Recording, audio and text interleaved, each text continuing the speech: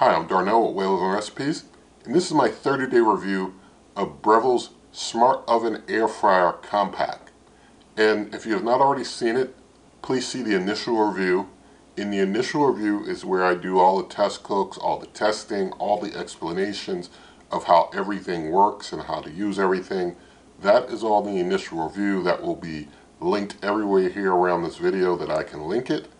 But if you have not seen that, please see it, because that's where you need to be if you've not already seen that video, or you've got questions about how to use it, or you've got questions about recipes and so on, all in that video.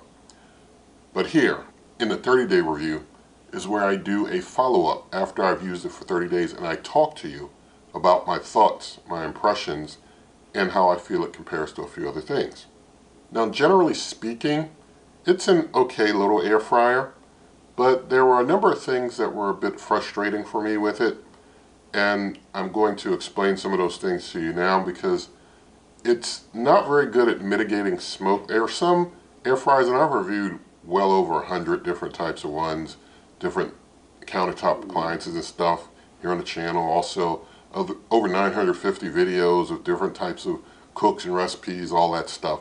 So when I say this doesn't do a good job of mitigating smoke, I'm comparing to a whole many years worth of use of many different countertop appliances. Some just do better than others. And this one does not do as well as a lot of others as far as mitigating smoke when things start getting smoky and overheated. Some can have a ton of smoke and hold a lot of it in a lot better than others. This one, once things start smoking, it's just coming out. In the initial review, you can see that also where there was some issues with some smoke, but it's just not good with things that get smoky. So try and make extra sure that you're not doing anything that would cause smoke, and you'll be okay. Also, there's no auto pause door on this air fryer. I really do prefer when the air fryer oven has an auto pause door that you open and it automatically pauses. This has no way to pause it. Not only does it not have an auto pause door, there's no button you can press to pause. So like if you got to go in, rotate or move things, the fan, if you're on air fry, is still blowing hot air all around, and that's a bit uncomfortable when you're trying to go in and do things. It'd be nice if they had added a pause feature to it. Also, there's a constant turn reminder on all the air fry functions. So as I show in the initial review, there are a lot of functions that are dedicated to air fry. All of those have a turn reminder. You cannot turn it off, you cannot mute it. And so that's a bit annoying because there's sometimes that you're doing things and you don't need to turn them, you don't need to move them, especially with smaller stuff. And so I would have preferred if they didn't have a turn reminder that you have zero control over. Also, the reheat is called crispy reheat. That has a turn reminder too. So, you know, a lot of times when I'm just reheating something, I may not want to go through turning it or anything. I don't need the turn reminder. So it would have been a nice feature to have a way to mute or suppress that turn reminder from going off every time you do something that's related to air fry. Now, in the user interface, it's a pretty nice, easy to use user interface. And so basically, if you want an air fryer or small compact air fryer oven that looks really nice, this is it. I mean, it does have looks. So if that's what you're in, looking for is a air fryer oven that looks nice, you got the winner here as far as looks. Its general build quality seems pretty sturdy, so it seems like it will last. And it is a pretty quiet air fryer oven. In the initial review, I do full sound decibel testing, so you can see full details there of how loud it really doesn't get. It's not very loud at all. Now, when you're cooking with this air fryer oven, it does cook things a little hotter in the back than it does the front. So you do want to turn the pan if you've got things in a pan like you're baking cookies, or even if you're air frying something, you want to try and spin it halfway through to get a fully even cook, which is a little harder to do when it's blowing hot air on you because you've got no way to pause the cook. The heat level for this air fryer oven is, I'd say, medium overall. I'm just saying in comparison with other air fryer ovens. Some cook a little hotter than others despite what the temperature settings may be. It's just the way it goes. And this one, it basically stays on par with the temperature that you set it at.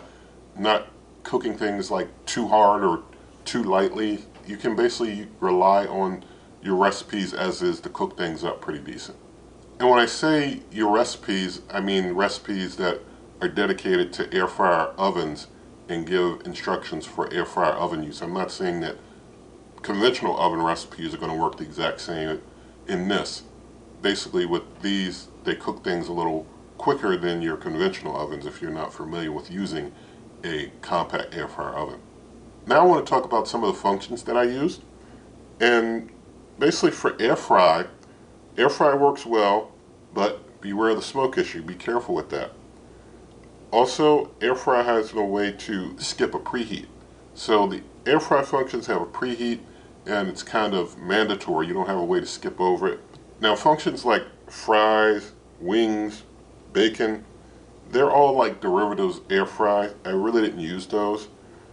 But the crispy reheat I did use, and it works well. It doesn't have a forced preheat, and like I said, it does beep with that turn reminder though. The toast function, it's a bit weak on toast. And basically with toast, I make my own homemade bread, which is a bit more resilient than the store-bought stuff. I saw in a comment someone mentioned that for store-bought bread, the toast function works perfectly for every setting. But even with the setting at the highest with 2 slices, my homemade bread wasn't getting toasted much at all. I've worked with other cookers where the toast function set a little higher would work out just fine even with homemade breads.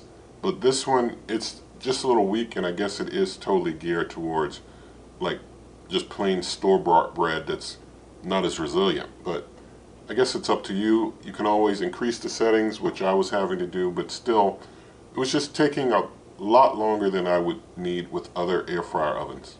Now the bagel function I didn't use. I also didn't use pizza. The broil function I did find works pretty well. I broiled some squash, and I'll show you a picture of it. I basically broiled it on low for 10 minutes. And I did that more than once, broiling squash. I just kind of got into a habit of using it for broiling squash. But you can see that it seems like around the edges, and I didn't move the pan at all when I broiled the squash. I just let it run 10 minutes without touching it. It seems like it kind of singed the edges more than the interior using broil. That was pretty interesting. And the bake function also works well. Now when it comes to cleaning, this is pretty easy to clean. Had no problems with that at all. So I'm just going to show you the accessories. You see the pan, you know, it looks good. Rex, easy to clean. Air fry basket, everything comes clean there. I'm just going to show you inside. Everything looks good in there. Nothing got stuck on anything, and I don't use any special cleaners or anything. I, basically use soap and water, and what that gets, that's it. Now I'm going to talk about some comparisons with other cookers, and I'm just going to do a few. If I don't cover one that you're interested in, then here on the channel, like I said, lots of videos and material to enjoy, and you can basically make up your own determinations from videos about those other cookers. So first I want to talk about this in comparison with the Ninja Flip toaster oven and air fryer. And the Ninja Flip is able to handle smoke better. It's got more features and functions, in my opinion, than this Breville does.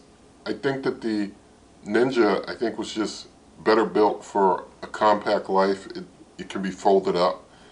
The Breville, I think it's a nice little compact air fryer, but I just prefer the Ninja and all its features and functions that it's able to do versus what this is able to do. I mean, most of the functions that this has are just different presets for air fry. Whereas with other cookers, they have a lot more functions, features like you can do things to get in and pause cooks and such, and this one doesn't have that.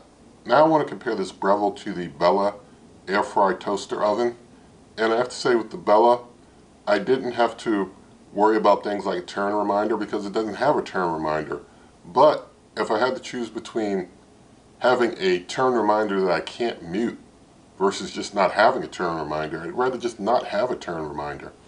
Also, I didn't have to worry about a forced preheat with the Bella. I could just add time when I wanted to do a preheat. And so if I gotta have a choice between a forced preheat or, and I'm talking about a preheat that's like more than the Ninja Quickie 90-second preheat, but a preheat that goes several minutes. If I gotta choose between a forced preheat that goes several minutes versus a cooker that just doesn't have a preheat and maybe I can just add more time on the front of a cook, I'd rather just not have a preheat force function at all. Also, the Bella doesn't have as much an issue with smoke as the Breville. So I do prefer the Bella over this. And the Ninja Prestige is still my champ, and so it's not really fair to compare such a fully featured, larger air fryer oven with this one that's so small and less features and has issues with things like smoke. But I will say that my Ninja Prestige, the fan rattle issues seem to be happening more. I think I may have mentioned that in the past. And it just seems like maybe the Ninja over time is not holding up as well as the old Ninja Foodie XL Pro air fry oven. And that's pretty interesting. So the Prestige is starting to wane on me a little bit, but this is not going to replace my Prestige. So I do hope that you enjoyed this review of the Breville Compact Air Fry Toaster Oven. And nothing in this video is sponsored, nothing given to me. And so you can always check out my blog, superwaveovenrecipes.com. Again, that's superwaveovenrecipes.com. Buy me a coffee link there. Also in the video description, there are lots of ways to help the channel, such as my cookbook, merch, membership, donations, link to a lot of different shops that you know well and that you can do your shopping at. Also buy me a coffee link there too. And also there are lots of ways that you can help the channel that don't cost any money at all. You can give this video a thumbs up. You can share the video with a friend. Leave your comments. Subscribe. You also have options that you could use, like the hype button. If this is like within the first 7 days of release, you can use the hype button 3 times. To hype this video 3 times if you'd like. Also, you can do things. I forgot one other method that you can help the channel that does cost some money. There's the shop icon. And so you could use that if you were interested in buying this or buying something else. And so I do hope that with all of that you enjoyed it, and I wish you and yours good eating.